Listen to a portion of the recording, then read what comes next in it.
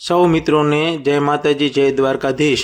જો મિત્રો તમારે ધંધો કોઈ પણ તમે ધંધો કરો છો તો એ ધંધાની તમે પબ્લિક સામે જેટલો હાઇલાઇટ કરશો, જેટલું જાહેરાત કરશો એટલો તમને બેનિફિટ મળી રહેશે। જો મિત્રો મારે એક આ મકોડા આઈસ્ક્રીમ પાર્લર છે તો એમાં જો સીતાફળ રબડી અને આપણે સીતાફળ આઈસ્ક્રીમના બંનેના મેં બેનર બનાવ્યા છે। જો એમાં આ રીતની ડિજિટલ ડિસ્પ્લે મગાવી છે। એમાં જો આ રીતે જો આપણે આમાં આ રીતે ફિટ કરી દેવાનું।